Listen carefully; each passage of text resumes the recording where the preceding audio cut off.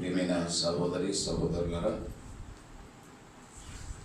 ఈ రాత్రి స్థానిక సంఘంలో బైబిల్ స్టడీ కూడిక జరగవలసి ఉన్నది. పరిస్థితులు అనుకూలంగా లేనందువలన కూడికలు ఆపివేయటం జరిగింది. ప్రభు తన మహాకనికరము కృప చూపి విశ్వాసులందరూ వారి గృహాల్లో కూడుకోవడానికి ప్రభు సహాయం చేస్తున్నాడు. ప్రార్థనలో గడుపుతున్నారు, వాక్య ధ్యానంలో గడుపుతున్నారు. అందరిని బట్టి ప్రభు స్తోత్రములు. మేము కూడా సంఘ విశ్వాసులకు కొంత వర్తమానం అందించాలన్న ఆలోచన భారం కలిగి ఈ చిన్న ప్రయత్నానికి పూనుకున్నాం. ప్రార్థన చేయండి, ప్రభు సహాయం చేయనట్లు. ఈ రాత్రి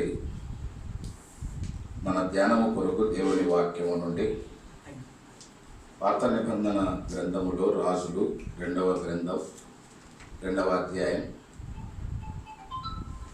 23 నుండి 25 వరకు ఉన్న వచనాలు చదువుతున్నాను.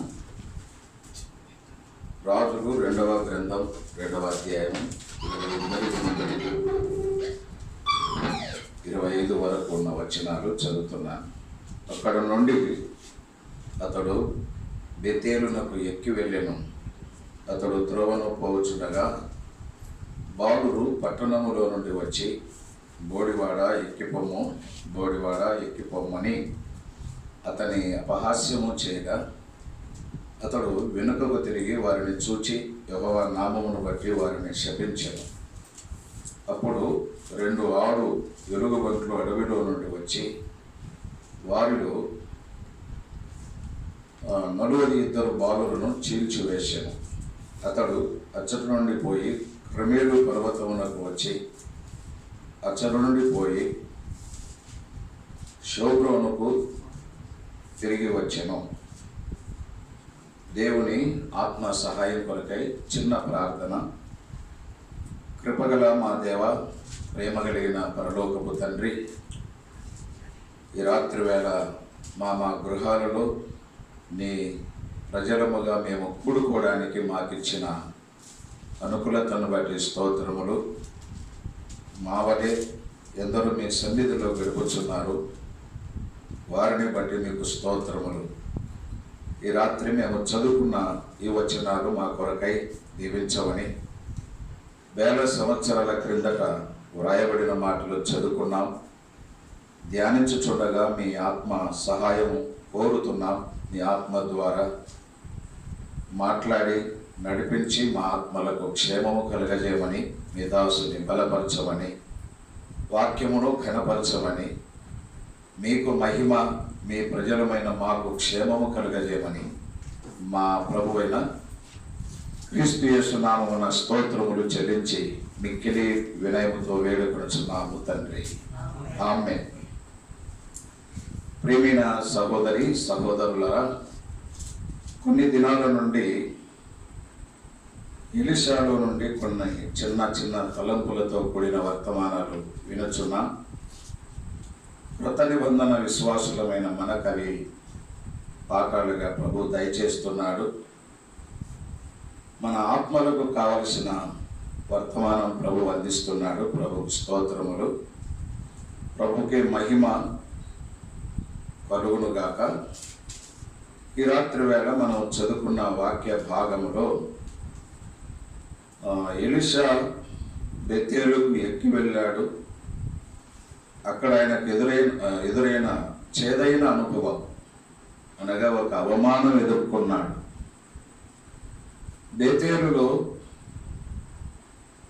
భక్తిగల దైవజనుడైన ఎలీషాకు ఎదురైన అనుభవం అవమానం. దాని వలన ఎవరు అవమానించారో వారు శపించబడ్డారు, దుర్మరణం పాలయ్యారు. చాలా విచారమైన సంగతి.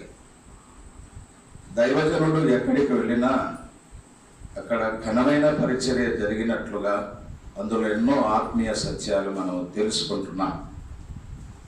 ఎలీషా ఏలియా పరమునకు ఆరోహణమయ్యేంత వరకు మరువుగా ఉండే ఏలియాకు ఉపచారం చేసినవాడు. ఏలియా పరమునకు ఆరోహణమైన తర్వాత దేవుని ఆత్మ చేత, యెహోవా బలము చేత బహిరంగ పరిచర్య చేసినట్లుగా చూడగలం. షోమ్రోనులో నిలిచి, షోమ్రోనులోను, యోర్దాను వద్ద, బేతేలులో, ఎరికోలో, గిల్గాలులో, పలు స్థలాల్లో పరిచర్య చేసిన వివరాలు మనం చూడగలం. ఎలీషా చేస్తున్న పరిచర్య చాలా గంభీరమైనది. దేశ విదేశాలలో గుర్తింపబడిన పరిచర్య. ప్రియమైన సహోదరి సహోదరుడా, చివరి దినాల్లో ఉన్నాం. దేవుని ఆత్మ మనకు, మన పరిచర్యకు చాలా ప్రయోజనం. ఆత్మ చేత ఏలియా, యెహోవా ఆత్మ చేత జరిగించిన పరిచర్య వివరాలు, ఏలియా పరమునకు వెళ్ళిన తర్వాత ఎలీషా కూడా యెహోవా ఆత్మ చేత జరిగించిన పరిచర్య వివరాలు ఈనాటి దినాలలో మనకు పాఠ. ప్రార్థన చేసిన, పాట పాడిన, ఆరాధించిన, పరిచర్య చేసిన, వర్తమానం అందించిన దేవుని ఆత్మ ద్వారా జరిగిస్తే దాని ఫలితాలు, ప్రయోజనాలు చాలా గంభీరంగా చూడగలం. శరీరమును ఆస్పదము చేసుకొనకుండా దేవుని ఆత్మను ఆస్పదం చేసుకొని ప్రతి పని చేయటం, అది మన భాగ్యం, మన కర్తవ్యముగా భావించాలి. ఎలీషా ఎరికోలో పరిచర్య ముగించుకొని అక్కడ నుండి ఆయన బేతేలుకు ఎక్కి వెళ్ళాడు అనే మాట 23వ వచనంలో చదువుతున్నా. చూడండి, రాజులు 2వ గ్రంథం 2వ అధ్యాయం 23వ వచనం. అక్కడ నుండి అతడు బేతేలునకు ఎక్కి వెళ్ళెను. అతడు అంటే ఎలీషా త్రోవను పోవచ్చుండగా బాలురు పట్టణములో నుండి వచ్చి బోడివాడ ఎక్కిపొమ్ము, బోడివాడ ఎక్కిపొమ్ము అని అపహాస్యము చేయగా, అపహాస్యము చేశారా? బేతేలు బాలురు భక్తిగల దైవజనుడైన ఎలీషాను సంబోధించిన సంబోధన చూడండి, చాలా ఆశ్చర్యం. విచారాన్ని మనం చూడగలం. బోడివాడ ఎక్కిపొమ్ము, బోడివాడ ఎక్కిపొమ్ము అనే మాటలు మనం చదువుతున్నాం. బేతేలులో దైవజనుడైన ఎలీషాకు ఎదురైన చేదైన అనుభవం, ఆ అవమానం మనము ఈ వచనాల్లో చూడగలం. పేపర్ తిప్పండి, మనం మరొక వచనాన్ని 4వ అధ్యాయములో గిల్గాలుకు వచ్చాడు. 38వ వచనం చూడండి, 38వ వచనం. ఎలీషా గిల్గాలునకు రాగా, తిరిగి రాగా ఆ దేశమందు క్షామము కలిగి ఉండెను. ప్రవక్తల శిష్యులు అతని పక్షమునందు కూర్చుండి ఉండగా అతడు తన పనివాడిని పిలిచి పెద్ద కుండ పొయ్యి మీద పెట్టి ప్రవక్తల శిష్యులకు కూర వంట చేయమని సెలవిచ్చాను. తర్వాత వంట చేశారు. ఆ వంటను వడ్డించగా పూజిస్తున్నారు. 40వ వచనం చూడండి. తినుటకు వారు వడ్డింపగా ప్రవక్తల శిష్యులు రుచి చూచి దైవజనుడా అన్నారు. గిల్గాలులో ఈ ఎలీషాను ప్రవక్తల శిష్యులు దైవజనుడా అన్నారు. బేతేలులో ఆ బాలురు బోడివాడ బోడివాడ అన్నారు. ఎంత ఆశ్చర్యం! ఒక స్థలములో దైవజనుడా అని సంబోధిస్తున్నారు. మరొక స్థలానికి వెళితే అక్కడ బోడివాడ ఎక్కిపొమ్ము, బోడివాడ ఎక్కిపొమ్ము.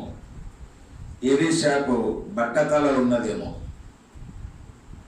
ఆ ఎలీషాకున్న బట్టతలను బట్టి అక్కడ ఉన్న బాలురు బోడివాడ బోడివాడ అని అపహాస్యము చేశారు.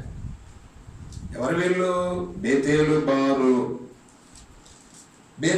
బాలురు ఎలీషాను అపహాస్యము చేసిరి అని వ్రాశాడు. అయ్యా, నేను ఆది కాండములో ఒక వచనాన్ని మీకు గుర్తు చేస్తాను. 28వ అధ్యాయము 17వ వచనం చూడండి. ఒకప్పుడు ఈ బేతేలు కనాను దేశం నుండి సిరియా దేశం వెలుచున్న యాకోబు మార్గ మధ్యములో మృద్దుగినందున ఆ చోటి రాళ్ళలో ఒక రాయి తీసుకొని తలగడగా చేసుకొని నిద్రించాడు. నిద్రలో ఒక కలలో ఒక పెద్ద నిచ్చెన, దాని ఒక కొన ఆకాశమును అంటెను, మరి ఒక కొన భూమిని అంటెను. దాని మీద దేవదూతలు ఎక్కుచూ దిగుచూ ఉన్న ఆ దృశ్యాన్ని కలలో యాకోబుకు కనబడింది. 17వ వచనం చూడండి. 17వ వచనం, ఈ స్థలము ఎంతో భయంకరము. ఇది దేవుని మందిరమే గాని వేరొకటి కాదు, పరలోకము గవిడి ఇదే అనుకొనెను. 19వ వచనములో, మరియు అతడు ఆ స్థలమునకు బేతేలు అను పేరు పెట్టెను. అక్కడ నంబర్ వేశాడు క్రింద, దేవుని మందిరము. ఇది దేవుని మందిరమే అని యాకోబు తన నోట పలికిన మాట. అంతవరకు దేవుని మందిరం అనే మాట వ్రాయబడలేదు, ఎవరు పలకల. యాకోబు దేవుని మందిరమేని మొట్టమొదట తన నోట పలకబడిన మాట. అది దేవుని మందిరం, అది పరలోకపు గవిని, అది దేవుడుండే స్థలం, అది ఎంతో భయంకరమైనదని యాకోబు చెప్పాడు. ఇదే ఆది కాండములో 31వ అధ్యాయం 13వ వచనం చూడండి. దేవుడు ఇక్కడ పలికిన మాట చూడండి, యాకోబుతో మాట్లాడుచున్న మాట. 31వ అధ్యాయం 13వ వచనం, నీవెక్కడ స్తంభము మీద నూనె పోసితివో, ఎక్కడ నాకు మొక్కుబడి చేసితివో ఆ బేతేలు దేవుడను నేనే అన్నాడు. దేవుడు ఒక స్థలం, అది బేతేలు. 28వ అధ్యాయములో బేతేలు అని పేరు పెట్టాడు యాకోబు. దాని ముందు పేరు లూజు. ఎందుకు బేతేలు అని పేరు పెట్టాడు?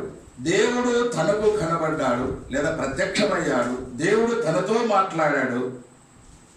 ఆ చోటికి ఒక నిచ్చెన కనబడింది, దేవదూతలు ఎక్కుచూ దిగుచూ ఉండగా దృశ్యాన్ని కలలో చూచిన యాకోబు. ఇది పరలోకానికి గవినిది, ఇది దేవుని మందిరమే, మరొకటి కాదు అని యాకోబు అక్కడ పలికాడు. ఇక్కడ 31:13లో బేతేలు దేవుడను నేనే. దేవుడైన యెహోవా తన్ను తాను అదే యాకోబుకు ఈ మాటలు తెలియపరిచాడు. నేను బేతేలు దేవుడను నేనే. బేతేలు దేవుడు ఆయనే చెప్పాడు. ఒకప్పుడు ఈ బేతేలు అనుభవం ఇంత గంభీరమైనది. ఆ తర్వాత రాజులు మొదటి గ్రంథం 12వ అధ్యాయంలో చూడండి. చరిత్ర దినాలలో రాజులు మొదటి గ్రంథం 12వ అధ్యాయం 32వ వచనములో, సొలొమోను మరణ తర్వాత సొలొమోను సేవకుడైన యెరోబాము రాజ్యాన్ని పరిపాలన చేస్తున్నాడు. ఆయన ఏలుబడిలో, ఆయన పరిపాలనలో యెరోబాము చేసిన పనేమిటో చూడండి. 32వ వచనం, మరియు యెరోబాము యూదా దేశమందు జరుగు ఉత్సవం అంటే ఉత్సవమును 8వ మాసము 15వ దినమందు జరుప నిర్ణయించి బలిపీఠము మీద బలులు అర్పించుతూ వచ్చెను. బేతేలు నందు తాను చేయించిన దూడలకు బలులు అర్పించుచుండెను అని వ్రాశాడు. బేతేలులో దేవుడున్నాడు. బేతేలు దేవుని మందిరం. బేతేలు అనే స్థలము ఒకప్పుడు అది పరలోకపు గవిని, దేవుడు ప్రత్యక్షమైన స్థలం, దేవుడు మాట్లాడిన స్థలం. బేతేలు అనుభవాలు బైబిల్లో చాలా విశేషంగా ఉన్నాయి. యెరూషలేమును గురించి ఎక్కువ ప్రస్తావించాడు. ఆ తర్వాత బేతేలు, యెరూషలేము తర్వాత బేతేలును గురించి ఎక్కువ ప్రస్తావన. ఒక మంచి స్థలం అది. ఆ స్థలం రాను ఈ యెరోబాము కాలములో బంగారు దూడను చేయించి అక్కడ నిలిపి ఆ దూడకు బలులు అర్పిస్తున్నాడు. ఇక తర్వాత వచనాలు మనం చదువుతాం. ఇశ్రాయేలీలు పాపము చేయట కారకుడైన నివాత కుమారుడైన యెరోబాము అనే మాట మాటి మాటికి ప్రస్తావన తెచ్చాడు. బేతేలు పాడైపోయింది. బేతేలు మాత్రమే కాదు, ఇశ్రాయేలు ప్రజలు కూడా పాపం చేయడానికి కారకుడయ్యాడు యెరోబాము. ఇలాంటి బేతేలు నాకు ఈ భక్తిగల దైవజనుడైన ఎలీషా రాగా అక్కడి బాలురు ఏం చేశారు? 2వ రాజుల గ్రంథములో చూడండి, 2వ అధ్యాయము 23వ వచనములో ఆ 3వ పంక్తిలో చూడండి, బోడివాడ ఎక్కిపొమ్ము, బోడివాడ ఎక్కిపొమ్ము అని అతని అపహాస్యము చేయగా దైవజనులను అపహాస్యము చేసిన స్థలం ఆ స్థలం. ఆ స్థలములో దేవుడైన యెహోవాకు స్థానము లేదు.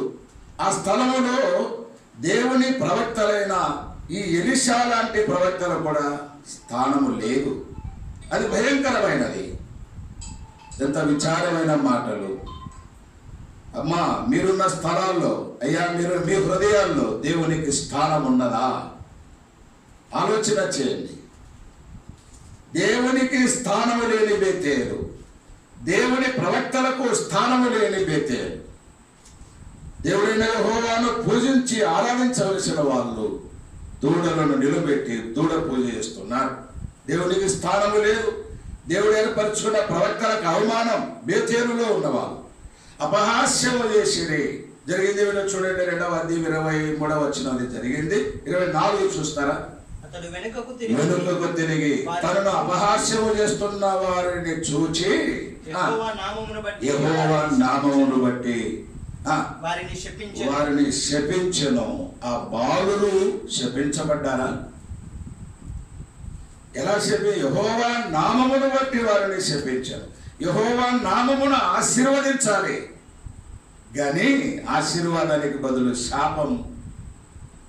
దైవజనుడైన ఎలీషా ద్వారా శపించబడిన బాలురు ఆ బాలు. ఇంకా చూడండి, అక్కడ రాశాడు, అప్పుడు ఆ 6 ఎలుగుబంట్లు అడవిలో నుండి వచ్చి వారిలో 42 బాలులను చీల్చివేసెను. 42 బాలులను ఆ 6 ఎలుగుబంట్లు ఏం చేశాయి? చీల్చివేశాయా? ఎంత హృదయ విదారకమైన దృశ్యం ఆ దృశ్యం. బేతేలులో 42 బాలురు చీల్చివేయబడ్డారా? అడవి నుండి 6 ఎలుగుబంట్లు వచ్చాయి. ఆ చిన్న బాలులను చీల్చివేయుచుండగా దృశ్యము చూడండి. దేవుని చేత ఆశీర్వదించబడిన పిల్లలు శపించబడ్డారు, దుర్మరణం పాలయ్యారు. ఎలీషాకు ఎదురైన అనుభవం బేతేలులో. ఎలీషాకు మాత్రమే కాదు, అసలు దేవుడైన యెహోవాకు స్థానము లేకుండా పోయింది. అక్కడ బంగారు దూడను పూజించే వాళ్ళు ఉన్నారు, అక్కడ దైవజనులను అవమానించేవారు ఉన్నారు. అందుకే శాపం. అసలు ఈ ఎలీషాను గురించి 19వ అధ్యాయం చూడండి. 1 రాజుల గ్రంథం 19వ అధ్యాయంలో దేవుడు ఏలియాకు చెప్పిన మాట చూడండి. 19:16 ఇశ్రాయేలు వారి మీద నింషీ కుమారుడైన యెహోవాకు పట్టాభిషేకము చేయము, నీకు మారుగా ప్రవక్త అయ్యుండుటకు అబీల్మెహోల వాడైన షాపాతు కుమారుడైన ఎలీషాకు అభిషేకము చేయము అని దేవుడు తండ్రి పేరు, ఊరు పేరు, ఎలీషా పేరు గుర్తించి ఏలియాకు చెప్పగా, ఎలీషా పేరు గుర్తించి ఏలియాకు చెప్పగా ఏలియా వెళ్ళి తన మీద ఉన్న దుప్పటి వేశాడు అని క్రింద వచనంలో చదువుతున్నా. అభిషేకము పొందిన ఎలీషా దేవుని చేత గుర్తించబడి దైవజనుడైన ఏలియా ద్వారా అభిషేకం చేయబడిన ఎలీషా దైవజనుడా అని పిలువబడుచున్న ఎలీషా బేతేలుకు వెళ్ళగా బోడివాడ ఎక్కిపోమ్ము, బోడివాడ ఎక్కిపోమ్మని అపహాస్యము చేసిన బాలురు శపించబడ్డారు, దుర్మరణం పాలయ్యారు. ఓ అయ్యా అమ్మా, ప్రత్యేకించబడిన వారి పట్ల మన అవగాహన ఎలా ఉంది? అభిషేకం అంటే అది పిలుపుకు ఒక సూచన. దేవుని పని కొరకు ప్రత్యేకించబడటానికి అదొక సూచన. అభిషేకం అంటే అభిషేకించబడిన ఎలీషాకు ఎదురైన అనుభవం, బెతేలులో అవమానం, దాని ఫలితాన్ని వాళ్ళు అనుభవించారు. శాపం. ఆ 42 బాలురు ఎలుగుబంట చేత చీల్చబడి దుర్మరణం పాలయ్యారు. ఆ ఊరి వాళ్ళంతా దృశ్యాన్ని చూచి సంగతులు విని ఎంత విచారించారో, ఎంత బాధపడ్డారు. అభిషేకం పొందిన దైవజనుల పట్ల మన అవగాహన ఎలా ఉంది? మనం ఎలా ట్రీట్ చేస్తున్నాం? సమూయేలు 2వ గ్రంథములో నుండి మరొక వచనాన్ని మీకు జ్ఞాపకం చేస్తున్నా. 2 సమూయేలు గ్రంథం 6వ అధ్యాయంలో 6వ అధ్యాయం చూడండి. దేవుని మందసము వచ్చుచుండగా మందసము ఎదుట దావీదు, రాజైన దావీదు తన శక్తి కొలది పరవశుడై యెహోవా సన్నిధిలో నాట్యమాడుచున్నాడని 13, 14 వచనాలు. ఈ దృశ్యాన్ని ఇంటిలో నుండి, ఆమె రాజభవనములో నుండి ఆయన భార్య మీకాలు కిటికీలో నుండి చూచి ఆమె స్పందన చూడండి ఎలా ఉందో. 6వ అధ్యాయం 20 వచనం. తన ఇంటి వారిని జీవించుటకు దావీదు తిరిగి రాగా సౌలు కుమార్తె మీకాలు దావీదును ఎదుర్కొన్న బయలుదేరి వచ్చి హీన స్థితి గల పనికెత్తలు చూచుండగా వ్యర్థుడొకడు తన బట్టలను విప్పివేసినట్టుగా ఇశ్రాయేలుకు రాజువైన నీవు నేడు బట్టలను తీసివేసి ఎంత ఘనముగా కనబడితివని అపహాస్యము చేసినందున. భార్య తన భర్తను అపహాస్యము చేసిన మీకాలు. దాని ఫలితం చూడండి క్రింద 22వ వచనం. ఇంతకంటే మరి ఎక్కువగా నేను తృణీకరింపబడిన దేవుని దృష్టికి నేను అల్పుడనై నీవు చెప్పిన పనికెత్తల దృష్టికి నగుదనని మీకాలుతో అనెను. మరణము వరకు సౌలు కుమార్తెకు మీకాలు పిల్లలను కనక ఉండెను. ఇది ఎంత శాపం! మరణం వరకు మీకాలు పిల్లలు కనక ఉండెను. కారణం, తన పెనిమిటి అనుకున్నదేమో చులకన భావముతో వ్యర్థుడు ఒకడు చేసినట్లు చేశావు, ఎంత ఘనంగా కనబడ్డావయ్యా నువ్వు అని మీకాలు తన పెనిమిటిని అపహాస్యము చేసిన మీకాలు. క్రింద మరొక మాట చూస్తాం. మనస్సులో 17వ వచనం చూడండి, లేదా 16 ముగింపులో. తన మనస్సులో అతని యెహోవా సన్నిధిని గంతులు వేయచు నాట్యమాడుచునున్న దావీదును కనుగొని తన మనస్సులో అతని హీనపరచెను.